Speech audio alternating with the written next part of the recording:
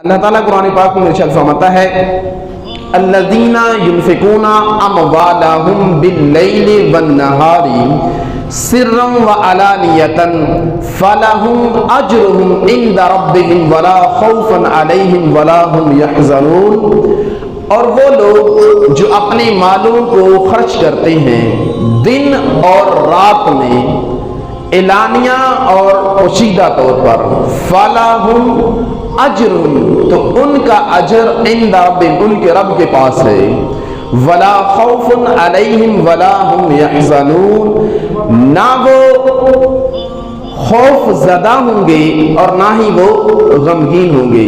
وَلَا خَوْفٌ یعنی نہ ہی ان کے لیے کسی قسم کا کوئی خوف ہے، وَلَا هُمْ يَحْزَنُونَ اور نہ ہی وہ غمگین ہوں گے۔ یعنی ولا خوفن مطلب اس دنیا کے اندر کسی قسم کا ان لوگوں کو کوئی خوف نہیں ہے۔ ولا ہم یحزنون مضارع کا صیغہ ہے کہ آنے والے وقت مستقبل میں نہ ہی عالم برزخ میں نہ ہی قیامت کے روز یہ لوگ غمگین ہوں گے۔ کون؟ وہ لوگ الذین ينفقون اموالهم کہ جنہوں نے اپنے مالوں کو راہ خدا میں خرچ کیا، کب؟ باللیل والنہار رات کے وقت اور دن کے وقت میں، سرا وعلانیۃً چھپ کر اور اعلانیہ طور پر۔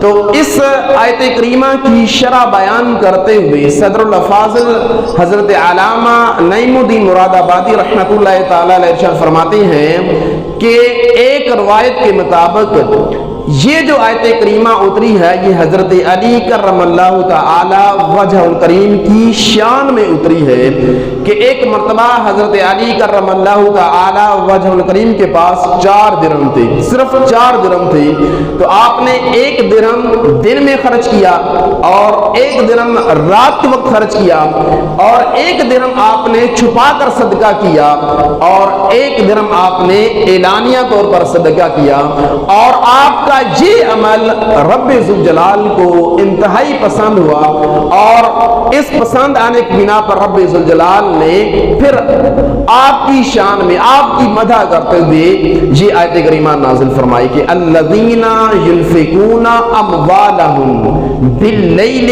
والنہار سرا وعلانیۃ فلهم اجرهم عند ربهم ولا خوف علیہم ولا هم یحزنون، کہ وہ لوگ جو راہ خدا میں اپنے مالوں کو خرچ کرتے ہیں دن اور رات میں پوشیدہ طور پر اور اعلانیہ طور پر، تو ان کے لیے ان کا اجر ان کے رب کے پاس ہے، ولا خوف علیہم ان پر کسی قسم کا کوئی خوف نہیں ہے، ولا هم یحزنون اور نہ ہی وہ غمگین ہوں گے۔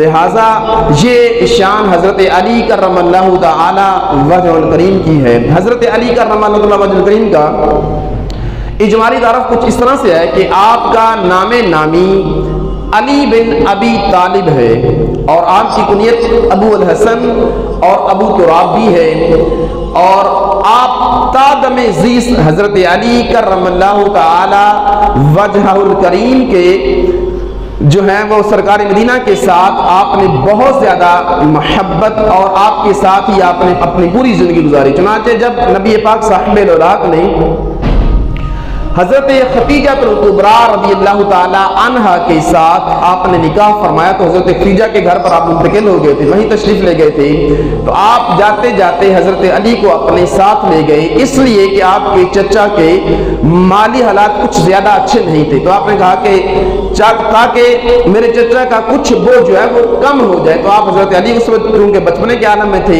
ان کی عمر 6-7 سال تھی، تو آپ ان کو اپنے ساتھ لے گئے۔ چنانچہ حضرت علی آپ کے ساتھ رہنے لگے۔ جناب جب پیارے آقا مدینے والے مصطفیٰ نے اعلان نبوت فرمایا تو اس وقت پوشیدہ طور پر تبلیغ کا حکم تھا کہ ظاہراً تبلیغ کرنے کا حکم نہیں تھا۔ تو ایک رات حضرت نبی پاک صاحب الاولاق اور آپ کی زوجہ محترمہ حضرت خدیجہ الکبریٰ رضی اللہ تعالی عنہ دونوں محو عبادت تھے، تو حضرت علی نے دیکھا تو پوچھا کہ یہ کیا کر رہے ہیں، تو نبی پاک صاحب الاولاق صلی اللہ تعالی علیہ وسلم نے حضرت علی کو اسلام کی دعوت دی اور ان کو اسلام کے بارے میں بتایا، تو حضرت علی علی نے آگے سے جواب دیا کہ میں اس کے بارے میں اپنے والد محترم سے مشورہ کروں گا، اس کے بعد پھر آپ کو بتاؤں گا۔ تو میرے آقا مدینے والے مصطفیٰ صلی اللہ تعالی علیہ وسلم نے ارشاد فرمایا کہ اے علی، اگر تمہیں بات سمجھ میں نہیں آ رہی ہے تو اس بات کو صیغہ راز میں رکھنا، کسی کے آگے اظہار نہ کرنا۔ کیونکہ رات کا ٹائم تھا تو اب سب سو گئے۔ صبح جب اٹھے تو حضرت علی کرم اللہ تعالی وجہ الکریم سرکار کی بارگاہ میں حاضر ہوئے، اور حاضر ہو کر آپ نے اسلام قبول کر لیا۔ یعنی جب آپ رات کو سوئے تو اللہ تعالیٰ نے آپ کا سینہ اسلام سے روشن فرما دیا، اور اٹھتے ہی آپ نے، اس وقت آپ کی عمر 8 یا 10 سال تھی، تو آپ نے اسلام قبول کر لیا، اور اس کے بعد سے لے کر نبی پاک صاحب الاولاق صلی اللہ تعالی علیہ وسلم کے ساتھ آپ نے اپنی پوری زندگی گزاری ہے۔ سفر میں، حضر میں، جنگوں میں، حالت امن میں، حالت جنگ میں آپ نے پوری زندگی سرکار مدینہ رحمت قلب سینہ صلی اللہ علیہ وسلم کے ساتھ گزاری ہے۔ ہر جنگ میں آپ نبی پاک صاحب الاولاق صلی اللہ علیہ وسلم کے ساتھ شریک سفر رہے ہیں۔ ہر خوشی کی گھڑی میں، ہر غم کی گھڑی میں آپ نبی پاک صاحب الاولاق صلی اللہ علیہ وسلم سے بہت زیادہ محبت کیا کرتے تھے، اور پیارے آقا بھی آپ سے بہت زیادہ محبت کیا کرتے تھے۔ چنانچہ جب مسلمانوں نے، جو مکہ کے رہنے والے تھے، جب مدینہ ہجرت کی تو مدینہ میں جب یہ پہنچے تھے تو یہ حالت بے سر و سامانی میں تھے، یعنی ان کے پاس کوئی دنیاوی ساز و سامان نہیں تھا، کوئی بینک بیلنس نہیں تھا، کوئی رہنے کے لیے گھر نہیں تھے۔ تو میرے آقا مدینے والے مصطفیٰ صلی اللہ علیہ وسلم نے جو مدینہ کے اندر رہنے والے انصار صحابہ تھے ان کو، اور جو مکہ سے آنے والے مہاجر صحابہ تھے، ہر ایک کو آپس میں ملا دیا، دو دو کر کے بھائی بنا دیا۔ یعنی ایک انصاری کو اور ایک مہاجر کو پکڑا اور ان دونوں کو بھائی بنا دیا۔ پھر اس انصاری نے اپنا پورا مال اکٹھا کر کے آدھا اپنے مہاجر بھائی کو دے دیا، اس طرح سب کو تقسیم کر دیا۔ لیکن حضرت علی کرم اللہ تعالی وجہ الکریم کو کسی کا بھائی نہ بنایا۔ تو حضرت علی آبدیدہ ہو کر آپ کی بارگاہ میں حاضر ہوئے، عرض کیا یا رسول اللہ، آپ نے تمام صحابہ کرام کو ایک دوسرے کا بھائی بنا دیا اور آپ نے مجھے کسی کا بھائی نہیں بنایا۔ تو میرے آقا مدینے والے مصطفیٰ صلی اللہ تعالی وسلم نے کمال شفقت کا مظاہرہ فرماتے ہوئے ارشاد فرمایا کہ اے علی انت اخی فی الدنیا والآخرہ، کہ اے علی تو دنیا اور آخرت میں میرا بھائی ہے۔ یعنی اتنی محبت سرکار مدینہ رحمت قلب سینہ صلی اللہ تعالی علیہ وسلم اپنے چھوٹے بھائی حضرت علی سے کیا کرتے تھے۔ یہ آپ کے چچا زاد بھائی بھی ہیں، یعنی رشتے میں آپ کی چچا کے بیٹے بھی لگتے ہیں، آپ کی چچا زاد بھائی بھی ہیں، اور بہت زیادہ سرکار مدینہ سے محبت فرمایا کرتے تھے۔ چنانچہ ایک موقع پر میرے آقا نے ارشاد فرمایا کہ جس نے علی سے محبت کی اس نے مجھ سے محبت کی، اور جس نے علی سے بغض رکھا اس نے مجھ سے بغض رکھا۔ اور ایک مقام پر ارشاد فرمایا کہ انا مدینۃ العلم وعلی بابھا، کہ میں علم کا شہر ہوں اور علی اس کا دروازہ ہے۔ تو اس طرح بہت سارے سرکار مدینہ کے فرمان حضرت علی کی شان میں ملتے ہیں۔ حضرت علی کرم اللہ تعالی وجہ الکریم بھی سرکار مدینہ سے اسی طرح والہانہ محبت کیا کرتے تھے۔ چنانچہ ایک بار حضرت علی کو پتا چلا کہ میرے آقا مدینے والے مصطفیٰ صلی اللہ تعالی علیہ وسلم کئی دنوں سے فاقے میں ہیں، یعنی فاقہ برداشت کر رہے ہیں، آپ نے کچھ کھایا نہیں ہے۔ تو حضرت علی اٹھے اور ایک یہودی کے باغ میں گئے، اور اس کے باغ میں جا کر آپ نے کام کیا، یعنی اس کے کنویں سے آپ نے ڈول بھر بھر کر نکالے پانی کے، اور پھر آپ نے اس کے باغ کو سیراب کیا۔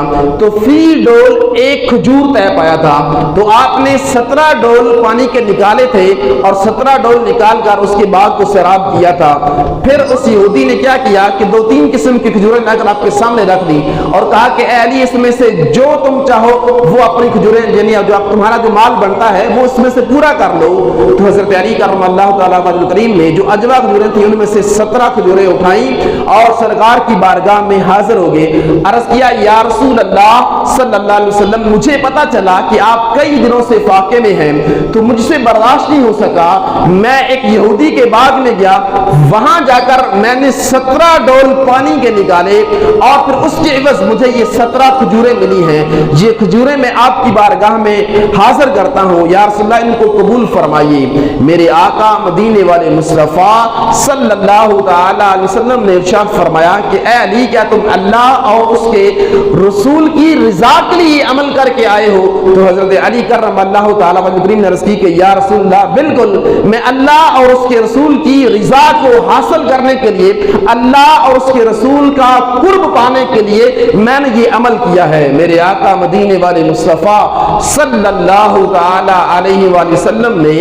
इरशाद फरमाया कि जो अल्लाह और उसके रसूल से मोहब्बत करता है, जो अल्लाह और उसके रसूल की रिजा को चाहता है, उसकी तरफ फक्र फाका ऐसे आता है जैसे ऊंचाई से पानी तेजी के साथ नीचे की तरफ आता है। यानी जिसके साथ अल्लाह और उसका रसूल मोहब्बत करता है, यानी जिसके साथ रब ताला और उसका हबीब जो है वो मोहब्बत का इरादा फरमाता है या अपना कुर्ब अता फरमाते हैं, तो उसकी तरफ फिर दुनियावी जो मुश्किलात हैं वो तेजी के साथ आती हैं। दुनियावी फक्र फाका, ये माल की तंगी तेजी के साथ उसकी तरफ आता है। तो आज हमें भी अपने ऊपर गौर कर लेना चाहिए। अगर आज हमें हमारा कोई काम चल रहा हो ना, जरा सी रुकावट आ जाए तो हम परेशान हो जाते हैं, हम आबदीदा हो जाते हैं और हम अपने आप को मनहूस समझना शुरू कर देते हैं। हालांकि ऐसी बात नहीं है, बल्कि अगर जिंदगी में मुश्किलात आ जाएं, यानी निषेबी मामलात आ जाएं, यानी कुछ इस तरह के मामलात आ जाएं कि हमारे जो काम है वो अटकना शुरू हो जाए, हमारे काम रुकना शुरू हो जाए, तो हमें ये गौर कर लेना चाहिए कि हमारा रब हमसे मोहब्बत फरमा रहा है, हमारा रब हमसे खुश है। मेरे आका ने फरमाया कि जो अल्लाह और उसके रसूल की रिजा को चाहता है तो फिर रब ताला अपनी जानिब से उसकी जानिब जो है वो मुश्किलात को उंडेल देता है। ऐसे मुश्किलात उस बंदे की जानिब आती हैं जैसे बारिश के पानी ऊंचाई से नीचे की जानिब आता है। तो हमें परेशान नहीं होना चाहिए। ये रवाज बढ़कर जो है यकीन जाने दिल को तसल्ली मिलती है कि अगर दुनिया में अब बंदे के पास कोई बैंक बैलेंस नहीं है, कोई बड़ा ओहदा नहीं है, पहनने के लिए अच्छा लिबास नहीं है, कोई अच्छा जूता नहीं है और कोई अच्छा रोजगार नहीं है, तो उस बंदे को यह गौर कर लेना चाहिए कि उसका रब उससे मोहब्बत करता है, उसका हबीब उससे मोहब्बत करता है। तो लिहाजा बंदे को कमतर अपने आप को महसूस नहीं करना चाहिए, बल्कि हमेशा अपने रब की रजा पर राजी रहना चाहिए। रब ताला अपने बंदे को जिस भी हाल में रखे उसको खुश रहना चाहिए। आज हमारे यहाँ कुछ थोड़ा सा मामला, कोई मामला बन जाए ना, तो हम जनाब पीरों फकीरों की तरफ आमने तरफ दौड़ना शुरू हो जाते हैं। पता नहीं किसी ने रुकावट कर दी है, किसी ने हमारा जो है वो रिज़्क बांध दिया है। और अल्लाह के बंदो, रिज़्क जो है ये रब जुल जलाल ने अता करना है।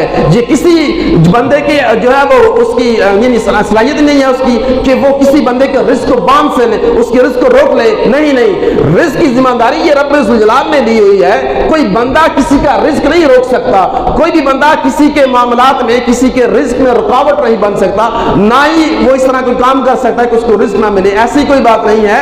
रिज़्क का जिम्मा तो रब जुल जलाल ने खुद अपनी जिम्मा करम पर लिया हुआ है। तो हमारे बास जो है वो लोग परेशान हो जाते हैं कि जब उनको कोई जरिया माश नहीं मिलता तो वो परेशान हो जाते हैं और वो दौड़ते हैं इस तरफ, यानी आमलों की तरफ दौड़ते हैं, फिर उनसे पूछते हैं, वो भी उनको इस तरह गुमराह करते हैं। तो लिहाजा मीठे और प्यारे स्नेह भाइयों, अगर इस तरह का कोई मामला बन भी जाए तो हमें अपने रब जुल जलाल की बारगाह की तरफ जो है हमें रुजू करना चाहिए, अपने रब की जान में रुजू करना चाहिए, इसलिए कि तमाम मुश्किलात का वाहिद हल वो रब जुल जलाल की बारगाह में रुजू करना है। और जो बंदा अपने रब को छोड़कर इधर उधर भागता है तो फिर रब ताला उससे जलील ही करता है और वो यकीनन जलील ही होता है। तो लिहाजा हमें ये पुख्ता यकीन होना चाहिए कि हमारा रिज़्क वो रब जुल जलाल की जिम्मा करम पर है। जितना उसने लिख दिया है उतना बंदे को जरूर मिलेगा। तो लिहाजा हमें उसकी एफर्ट करनी चाहिए, उसकी कोशिश करनी चाहिए, ना कि हमें ऐसे कामों की तरफ जाना चाहिए कि जो अल्लाह और उसके रसूल की नाफरमानी की जान लेकर जाने वाले हो। तो लिहाजा हमें कोशिश करनी चाहिए, रिज़्क़ हलाल तलाश करने के लिए कोशिश करने का हुक्म है, कोशिश नहीं रोकनी चाहिए। ऐसा नहीं है कि बंदा बैठा रहे और बोले जो मेरे नसीब में लिखा वो मिल जाएगा, ये भी गलत है। बंदे को कोशिश करनी चाहिए और असबाब तलाश करने चाहिए। जो दुनियावी दुनियावी जो ज़ाहरी असबाब होते हैं उनको भी तलाश करना चाहिए, उनको हासिल करने की कोशिश करनी चाहिए, लेकिन यकीन मुहकम पक्का यकीन वो रब्बे ज़ुल जलाल की ज़ात पर होना चाहिए कि वो मुसब्बिबुल असबाब है, वही असबाब को पैदा फरमाने वाला है और वही जो है वो हकीकी असबाब पैदा फरमाने वाला है, हकीकतन वही रिज़्क़ हमें अता करने वाला है। यानी ये अकीदा भी होना चाहिए कि मुझे मेरे रब जो है वो अता करने वाला है। फिर ये अकीदा रखते हुए बंदे को कोशिश करनी चाहिए और फिर जो है ज़ाहरी असबाब को हासिल करने की भी कोशिश करनी चाहिए, तवज्जो करनी चाहिए। तो फिर रब ताला बंदे के उस मामले में उसकी कोशिश में जो है बरकत पैदा फरमाता है, उसको असबाब भी मुहैया फरमाता है। फिर अगर बंदा यकीनन अपने रब पर जो है वो सही तवक्कुल रखे तो रब ताला उसकी मुश्किलात को भी हल फरमाता है। लेकिन ये जो परेशानियां होती हैं, ये जो खुशियां होती हैं, ये जो खुशी की घड़ियां होती हैं, जो गमी की घड़ियां होती हैं, ये बंदे की जिंदगी का हिस्सा होता है। तो लिहाजा इससे हमें परेशान नहीं होना चाहिए, इससे हमें घबराना नहीं चाहिए। हम अगर अपने असलाफ की सीरत को पढ़ते हैं, उनकी सीरत को देखते हैं तो पता चलता है कि उन्होंने तो बहुत ज्यादा परेशानियों का सामना करना पड़ा है। डॉक्टर इकबाल का शेर है ना कि मिटाया कैसर व किसरा के इस्तिबदाद को जिसने, वो क्या था? वो था जोरे हैदर फक्रे अबू जर सिद्दीक़े सलमानी। फरमाते हैं डॉक्टर इकबाल के कैसर किसरा जो उस दौर की इतनी बड़ी सुपर पावर ताकत हुआ करती थी, उनको किस चीज ने तोड़ा था? कैसे मुसलमानों ने उनको जो है वो पाश कर दिया था। और ज़ाहरी असबाब से देखा जाए तो मुसलमानों के पास कोई इतना असला भी नहीं था, कोई इतना जदीद हथियार भी नहीं थे और इतनी कोई तादाद भी नहीं थी, लेकिन इसके बावजूद भी उस वक्त जो सुपर पावर थी उनके टुकड़े कर दिए और वहां पर इस्लामी हुकूमत जो है वो कायम की। उसके अंदर क्या था? डॉक्टर इकबाल फरमाते हैं कि उनके अंदर जो है वो जोरे हैदर था, यानी उन मुसलमानों के अंदर हजरत अली करमल्लाहु तआला वजहुल करीम जैसे जो है वो शुजात वाले और यकीन मुहकम रखने वाले जो है वो हजरत अली जैसे मुसलमान थे और उनके अंदर हजरत अबू जर गिफारी जैसे फक्र फाका रखने वाले मुसलमान थे और उनके अंदर हजरत सलमान फारसी जैसे जो है वो सच्चे लोग हुआ करते थे, जिनकी बिना पर यानी उन्होंने ये तीन गोया के हमें फार्मूले बता दिए कि जिस कौम में ये तीन फार्मूले होंगे उनके अंदर कोई भी सल्तनत, कोई भी हुकूमत, वो चाहे जितनी अजीम क्यों ना हो, वो जितनी भी ताकतवर क्यों ना हो, वो उस कौम के आगे कुछ भी विरासत नहीं रखती। तो मुसलमानों के अंदर हजरत अली जैसे बहादुर लोग थे और हजरत अबू जर गिफारी जैसे फक्र फाका बर्दाश्त करने वाले लोग थे और हजरत सलमान फारसी जैसे सिद्दीक़े वफा यानी सच्चे लोग थे। तो लिहाजा हमें भी कोशिश करनी चाहिए कि अगर हम गलबा चाहते हैं, अगर हम अपने हालात को अच्छा करना चाहते हैं, अपने हालात को बेहतर करना चाहते हैं, तो फिर इन तीन चीजों को अपनाना होगा जो हमारे असलाफ ने हमें विरसे में हमें छोड़ी है। और अफसोस की बात है कि ये तीनों बातें आज हमारे अंदर नहीं है। अगर हम सच्चाई की बात करें तो आज हम अपना माल बेचने के लिए कितने झूठ बोलते हैं और एक दूसरे के साथ अगर कोई लेन देन का मामला होता है तो कितने हम झूठ बोलते हैं। सच वाली तो कोई बात है ही नहीं हमारे अंदर। और इसी तरह अगर खुदा न खासा थोड़ा सा भी फकर हमें बर्दाश्त करना पड़ जाए तो हम बेसब्रे हो जाते हैं। और शुजात की बात तो ये है कि थोड़ा सा भी मामला बन जाए तो हम फौरन घबरा जाते हैं और ज़ाहरी असबाब की तरफ दौड़ना शुरू कर देते हैं। नहीं, हमें अपने रब पर जो है वो तवक्कुल करते हुए और अपने असलाफ की सीरत को अपनी जात पर नाफिज करना चाहिए। जब हम अपने असलाफ की सीरत को अपनी जात पर नाफिज करेंगे तो यकीनन ये जो मुश्किलात हैं फिर ये हमें मुश्किलात लगेंगी नहीं, इसलिए कि हमारे असलाफ ने इससे बड़ी मुश्किलें झेली हैं, इससे बड़ी मुश्किलात का सामना किया है। आज हमारे पास बहुत सारे जो है असबाब होते हैं, बस कोई एक काम अगर हमारा रुक जाए तो हम अपने आप को मनहूस समझना शुरू कर देते हैं और अपने आप को कमतर जो है समझना शुरू कर देते हैं। हालांकि ऐसी कोई बात नहीं है। अगर हम अपने असलाफ की जानिब देखेंगे ना, उनकी सीरत को जो है वो हम देखेंगे तो फिर हमें परेशानी नहीं होगी, फिर हमें कोई टेंशन नहीं होगी, फिर हमें किसी किस्म का कोई मसला नहीं लगेगा। बस फर्क ये है कि आज हमने अपने असलाफ को छोड़ दिया हुआ है और जो आज हमारा जो दुनियादारी का जो माहौल बना हुआ है हम इसी को प्रेफर करते हैं, हम इसी को तरजीह देते हैं और इसी को जिंदगी समझते हैं। हालांकि ये जो मौजूदा दौर की जो जिंदगी है ये जिंदगी नहीं है।